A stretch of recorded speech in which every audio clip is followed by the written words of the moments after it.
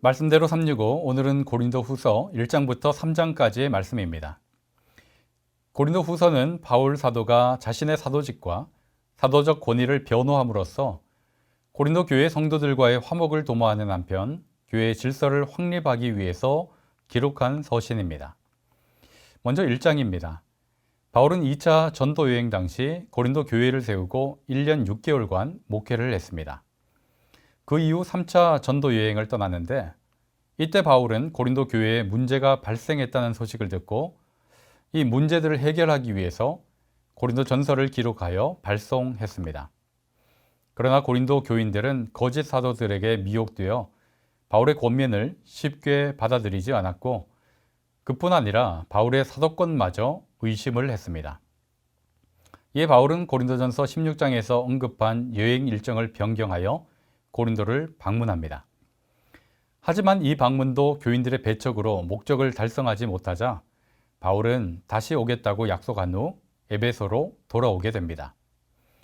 이후 바울은 고린도 재방문 기회를 엿보고 있었는데 고린도 교회에 침투한 거짓 사도들은 방문을 지체하고 있는 바울을 가리켜 약속을 지키지 않는 경솔한 사람이라 비난하고 동시에 그것을 빌미로 바울이 전파한 복음의 진리성마저 의심하도록 만듭니다.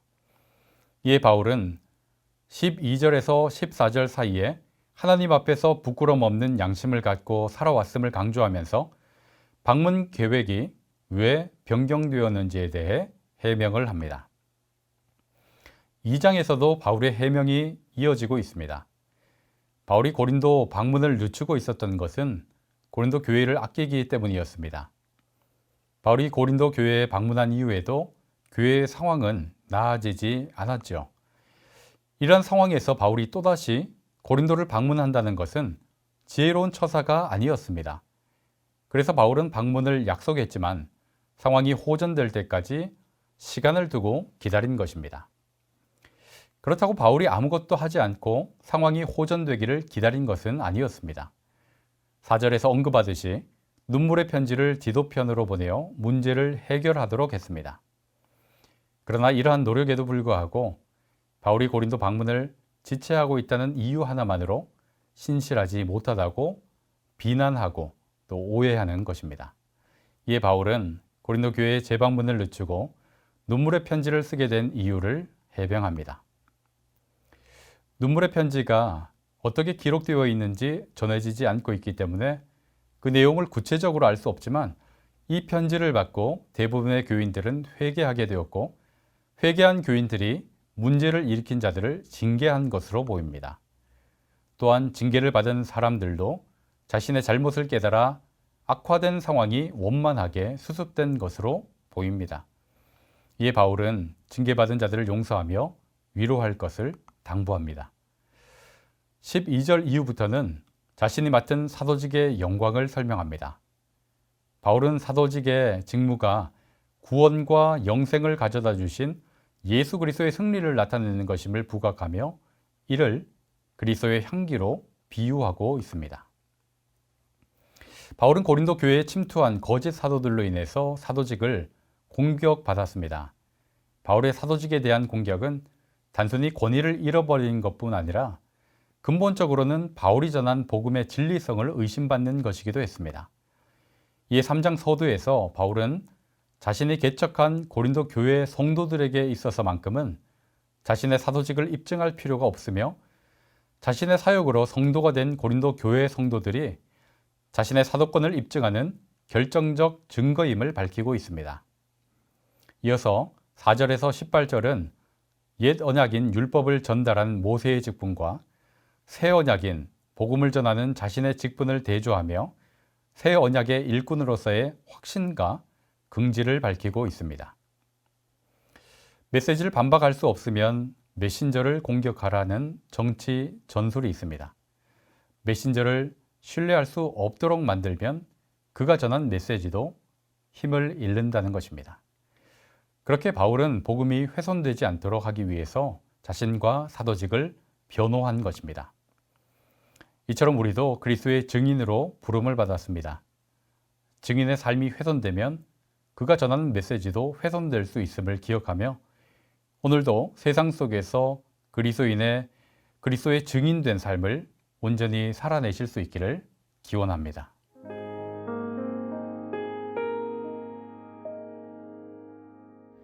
11월 27일 토요일이 되었습니다. 어느덧 한 주간이 지나고 이제 또 내일이면 하나님을 예배하는 주일이 됩니다. 오늘 토요일 마음의 준비 잘 하셔서 하나님께 영광스러운 예배를 올려드리기를 간절히 바랍니다.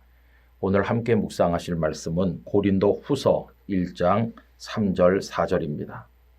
찬송하리로다. 그는 우리 주 예수 그리스도의 하나님이시요 자비의 아버지시요 모든 위로의 하나님이시며 우리의 모든 환난 중에서 우리를 위로하사 우리로 하여금 하나님께 받는 위로로서 모든 환난 중에 있는 자들을 능히 위로하게 하시는 이시로다. 아멘. 바울 사도께서는 고린도후서를 시작하시자마자 첫 부분에서 하나님을 위로의 하나님이라고 여러 차례 반복해서 말씀하고 있습니다. 위로라는 단어가 여러 번 집중되는 것을 볼 수 있지 않습니까? 여러분, 처음부터 위로를 주제로 끄집어내는 데는 이유가 있습니다. 정리해서 말씀드리면 이렇죠. 바울은 고린도에 가서 처음으로 복음을 전도했고 그 이후에 아볼로가 그 후임자가 되어 고린도 교회를 목회하였습니다. 그리고 바울은 다른 지역에 선교하는 가운데 고린도 교회 편지를 하나 보냈어요. 그런데 지금은 전해지지 않고 있습니다. 그런데 그 편지를 받은 고린도 교회 교인들의 반응이 별로 좋지 않았어요. 바울에 대한 반감이 많이 생겼던 것 같습니다. 그리고 글로의 집 사람들을 만났더니 고린도 교회 안에 복잡한 많은 문제들이 생겨서 어지럽다 하는 소식을 전해 듣게 됩니다. 그래서 바울은 걱정하는 마음으로 그 여러 문제들에 대해서 해결책을 담은 두 번째 편지를 보냈는데 그것이 바로 우리 성경에 들어있는 고린도 전서로서 두 번째 이제 편지가 되는 셈이죠. 그런데 이 고린도 전서를 받아본 고린도 교회 성도들의 반응은 더더욱 좋지 않았어요. 바울을 사도로 인정하지도 않고 바울을 비방하는 사람들도 많이 생겼습니다. 이렇게 되자 바울은 직접 고린도를 찾아갑니다. 이게 방문으로서는 두 번째가 되겠습니다. 그런데 얼굴을 마주보고 이야기했는데 오히려 결과가 더 나빠졌어요. 그래서 바울의 마음이 너무도 많이 상했습니다. 그런 상태로 이제 바울은 고린도를 떠났고 그 마음이 상한 상태에서 꾸짖는 편지를 하나 써서 디도에게 맡겨서 전달하게 했어요. 이것이 편지로서는 세 번째인데 지금은 전해지지 않아요. 그런데 디도가 가지고 간 그 편지를 읽은 고린도 교회 사람들의 반응이 어떤가? 이게 바울이 얼마나 궁금했겠습니까? 그래서 처음엔 드로아에서 디도와 만나기로 약속을 했어요. 그런데 길이 엇갈려서 만나질 못하고 상심한 채로 마게도냐로 왔는데 거기서 디도를 만난 것이에요. 그런데 디도가 하는 말을 전하는 말을 들어보니 그 꾸짖는 편지를 받아본 고린도 교회 교인들이 회개했다는 것이에요. 자신들의 잘못을 깨닫고 그들은 다시 돌아서서 바울을 존경하게 되었고 하나님 앞에 회개했다. 이런 기쁨의 소식을 바울에게 전해주었습니다. 그때 바울이 얼마나 기뻤을까요?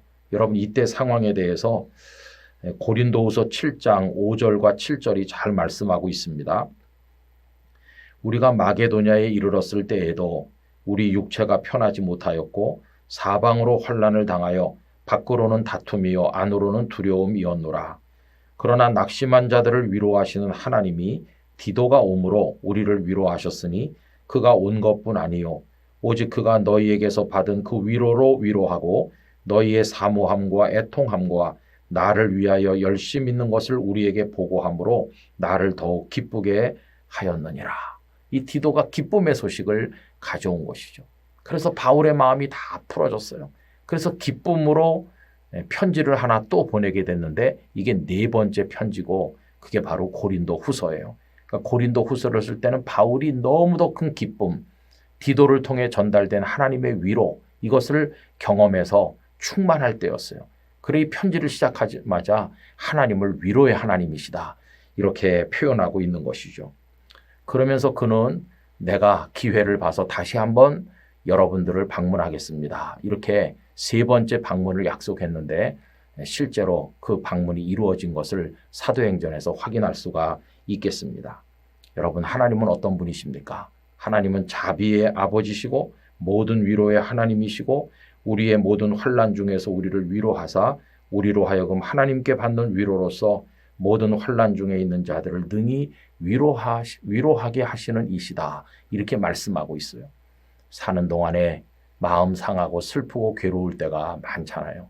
우리도 위로가 필요해요. 근데 하나님은 위로하시는 하나님이시라고 하니까 성도님들에게 하나님의 위로가 충만하시길 바랍니다. 그래서 위로를 통해 힘을 얻고 우리도 또 다른 사람을 위로하는 사역을 감당해야만 될 것입니다. 오늘 하루도 위로의 하나님, 자비로우신 아버지께서 우리 성도님들과 함께 하시기를 진심으로 축복합니다.